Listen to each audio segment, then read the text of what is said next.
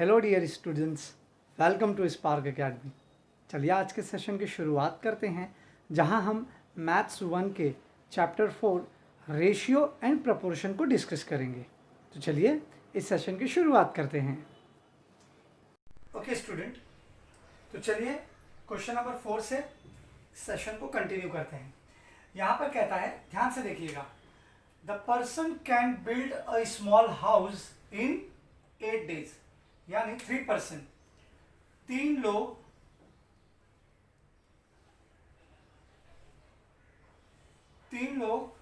Person और days 8 दिन में एक घर का काम पूरा कर लेते हैं। ठीक है, अब to build the same house, इसी काम को पूरा करने के लिए 6 दिन में हाउ मेनी पर्सन रिक्वायर, यही सेम घर बनाने के लिए आपको कितने पर्सन लगेंगे। तो सबसे पहले आपको पता करना पड़ेगा कि इसमें डायरेक्ट प्रपोर्शन हो रहा है या इनवर्स प्रपोर्शन हो रहा है। जैसा कि मैंने आपको बताया भी था, डायरेक्ट प्रपोर्शन होता है तो उसमें क्वांटिटी क्या होती है, आपस में डिवाइड होती है। जैसे कि मैंने आपको स्टार्टिंग के सेशन में बताया था कि if my x is directly proportional to y, ये डायरेक्ट प्रपोर्शन में होता है। तो आप इसे कैसे एज्यूम करते हैं, let x is equal to k into y. K एक कांस्टेंट नंबर आपने ले लिया है। तो अगर आपको कोई कांस्टेंट नंबर फाइंड करना है, कितना वर्क हो रहा है, कितना काम हो रहा है, तो आप क्या करोगे, एक्स वाई यहाँ पर इंटू में है तो वो यहाँ एक्स को आकर डिवाइड करेगा। कब, जब एक्स और वाई आपस में डायरेक्ट प्रपोर्शन होंगे। डायरेक्ट प्रपोर्शन का मतलब क्या होता है, या तो दोनों क्वांटिटी एक साथ बढ़ेगी या तो दोनों क्वांटिटी एक साथ कम होगी। और मैंने आपको इनडायरेक्ट का भी बताया था ना, ये तो हो गया आपका डायरेक्ट प्रपोर्शन में। ठीक है, इनडायरेक्ट में क्या बताया था मैंने आपको, इनडायरेक्ट प्रपोर्शन में क्या होता है कि x जो है वो इन्वर्सनली प्रपोर्शनेट होता है y के, यानी यहाँ x इज इक्वल टू के अपॉन वाई ले लेता हूँ। k is a constant term, तो अब यहाँ y आके x के साथ क्या करेगा, इनटू करेगा। तो आपको एक k जो कांस्टेंट वैल्यू है, जिसकी भी आप ढूंढना चाहते हो, वो मिल जाएगा। यानी अगर मैं शॉर्ट में आपको बोलूं, जब भी अगर क्वेश्चन में दोनों क्वांटिटी में, यहाँ पे दो क्वांटिटी कौन सी है, एक तो नंबर ऑफ पर्सन है, दूसरा नंबर ऑफ डेज है, दोनों के बीच में रिलेशन अगर डायरेक्ट का है तो दोनों को डिवाइड कर देना, दोनों को डिवाइड कर देना, सिंपल। और अगर इनडायरेक्ट का रिलेशन है तो दोनों को मल्टीप्लाई कर देना। ठीक है, तो अब कैसे पता चलेगा, अभी आप थोड़ा सा दिमाग लगाओ। डायरेक्ट के लिए एग्जांपल क्या दिया था मैंने, मान लो 1 रुपये का 2 चॉकलेट, 2 रुपये का 4 चॉकलेट, 3 रुपये का 6 चॉकलेट, यानी नंबर ऑफ रुपीज बढ़ रहा है तो चॉकलेट, नंबर ऑफ चॉकलेट भी बढ़ रहा है, तो ये डायरेक्ट होता है। इनडायरेक्ट में क्या होता है, एक क्वांटिटी बढ़ती है तो दूसरी कम होगी। अब मान लो मैं आपको एग्जांपल दूं कि एक दीवार बनानी है, 5 लोग, हाँ 5 लोग मिलकर अगर वो दीवार एक दिन में खड़ा कर लेते हैं, 5 लोग हैं भाई तो काम तो जल्दी होगा। 5 लोग मिलकर वो एक दिन में दीवार खड़ा कर दिए, एक अकेले आदमी को कितना दिन लगेगा, ऑब्वियसली एक दिन तो लगेगा नहीं, ज्यादा लगेगा। तो आप क्या कर रहे हो, 5 लोग मिलकर एक दिन में काम करते हैं, तो आपने जो नंबर ऑफ वर्कर थे उनको घटाकर एक ही लेबर रख दिया, बोला भाई तू कर। तो आपने नंबर ऑफ लेबर कम कर दिया ना, जो 5 लेबर थे अब 1 लेबर है, तो 1 लेबर को कितना दिन लगेगा, ऑब्वियसली 5 लेबर को 1 दिन लग रहा था तो 1 लेबर को 1 से ज्यादा लगेगा, यानी नंबर ऑफ डेज बढ़ जाएंगे, अब उसको 5 दिन लगेगा।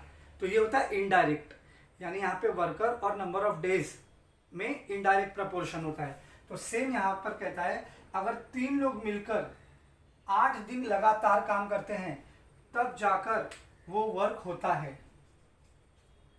अब इसी सेम वर्क को करने के लिए तब जाकर वो हाउस बनता है। आप ये लिख सकते हो, हाउस बनने के लिए 3 लोग 8 दिन लगातार काम करते तब जाकर वो हाउस बनता है। और सेम हाउस को बनाना है मुझे, सेम हाउस को बनाने के लिए अगर 6 दिन मुझे चाहिए, मैं चाहता हूँ कि 6 दिन में मेरा काम हो जाए, मतलब मैं दिन कम कर रहा हूँ, तो वर्कर बढ़ाने होंगे ना, अगर आपको जल्दी काम चाहिए तो तो मैंने यहाँ पर वर्कर एक्स लिया है और दोनों को, और ये है इसमें हो क्या रहा है, इनडायरेक्ट प्रपोर्शन है, ये इनडायरेक्ट प्रपोर्शन है, तो इसमें दोनों क्वांटिटी आपस में मल्टीप्लाई होगी, यानी 3 और 8 आपस में मल्टीप्लाई होंगे और x और 6 आपस में मल्टीप्लाई होंगे।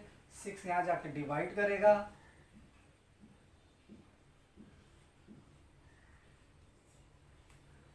सिक्स यहाँ जाके इसको डिवाइड करेगा। 3 1 जा, 3 2 जा, 2 1 जा, 2 4 जा, 4 1 जा 4। सो देयरफॉर x कितना आया 4, यानी कितने पर्सन लगेंगे 4 person. How many person required, तो आप यहाँ लिख सकते हो आंसर में 4 person required to build the same house in 6 days। 4 लोग लगेंगे, 4 बंदे मुझे लगेंगे उस सेम घर को बनाने के लिए इन 6 days।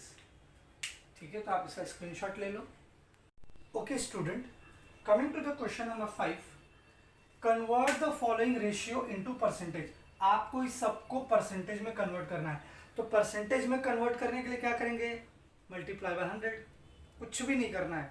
द मोस्ट इजीएस्ट इस पूरे सेशन का जो भी हम पढ़ाई कर रहे हैं उसमें सबसे आसान क्वेश्चन यही है। अगर आपको परसेंटेज में कन्वर्ट करना है तो आप क्या करते हो, 100 से मल्टीप्लाई करते हो, ठीक है। और अगर परसेंटेज उसमें से परसेंटेज निकालना है तो 100 से डिवाइड। तो यहाँ पर मुझे परसेंटेज में कन्वर्ट करना है इस रेशियो, तो परसेंटेज में कन्वर्ट करने के लिए क्या करेंगे, 100 से मल्टीप्लाई, 25 4 जा 100, 15 4 जा 60, हो गया परसेंटेज। आपको रेशियो दिया है ना 47/50, करो 100 से मल्टीप्लाई, 51 जा 52 जा 100, 47 2 जा 94% आ गया ना। 7:10, 7/10 इंटू 100, 10 10 जा 7 10 जा 70, 7:10 को परसेंटेज में कन्वर्ट करेंगे तो 70%। उसी तरीके से 546/600 इंटू 100, 0 0 0 0 कैंसल्ड, 6 9 जा 54, 6 1 जा 6, 91%। कितना सिंपल है, इसको भी कर लो।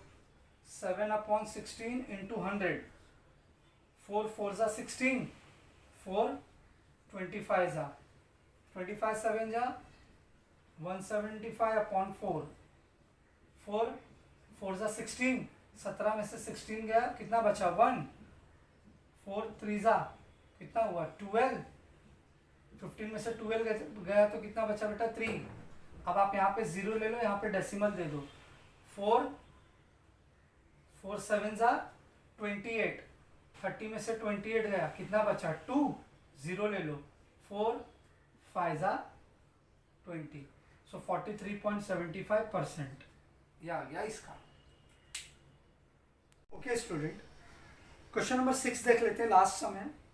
इसमें कहता है the ratio of age of Abha and her mother is 2:5। At the time of Abha's birth her mother age is 27 years। Find the present age of Abha and her mother. तो आपको यहाँ पर दोनों के एज का रेशियो दिया हुआ है।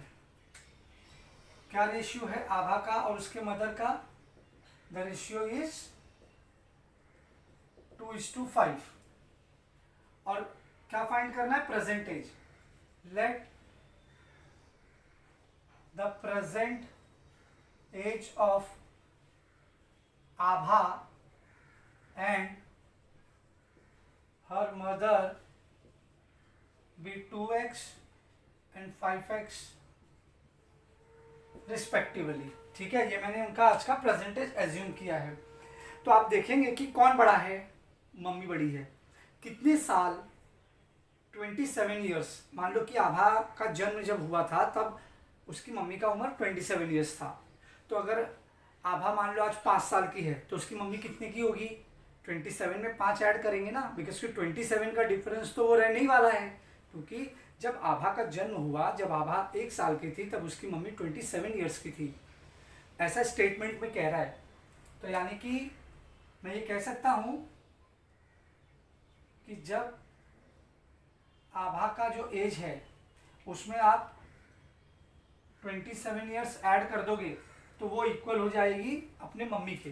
मान लो आज आभा 1 साल की है, ठीक है, मान लो आभा 5 साल की हो गई तो मम्मी कितने की हो गई, 27 + 5 कितना हो गया, 32। अब आभा आज 5 साल की है तो उसमें 27 ऐड कर दो, सो 5 + 27 32, तो आभा अपने मम्मी के इक्वल हो गई ना। तो ये स्टेटमेंट आप ऐसा भी बना सकते हो कि आज जो मम्मी की एज है उसमें अगर वो जो आज जो मम्मी की एज है वो इक्वल कब होगी, जब आभा के एज में वो मैं 27 ईयर ऐड कर दूंगा, क्योंकि 27 ईयर का ही तो डिफरेंस है ना दोनों के एज में। तो अब आप इसे सिंप्लीफाई कर दो, 5x - 2x = 27, 5 में से 2 गया, 3x = 27, x = 27/3, x = 9 ईयर्स। ठीक है, तो यहाँ पे आभा का और उसके मदर का एज निकाल लो अभी, क्योंकि एज तो यहाँ पर रेशियो में दिया हुआ है। आभाज प्रेजेंट एज इज 2x यानी 2 × 9 that is 18 years. Her mother age that is 5x = 5 × 9 that is 45 years. तो इस तरीके से आपको आभा का प्रेजेंट एज और उसके मम्मी का भी प्रेजेंट एज मिल गया। आज आभा 18 साल की है तो उसकी मम्मी का एज 45 ईयर्स है। आप 18 में 27 ऐड करके देख लो आपको 45 ही मिलेगा। फाइन। सो बच्चों, आज हम अपना सेशन यहाँ पर स्टॉप करते हैं। अगले सेशन में फिर अगले प्रैक्टिस सेट के साथ मिलेंगे। तब तक के लिए घर पे रहें, सुरक्षित रहें और अपने सेल्फ स्टडी को भी करते रहें। And thank you so much for watching this video.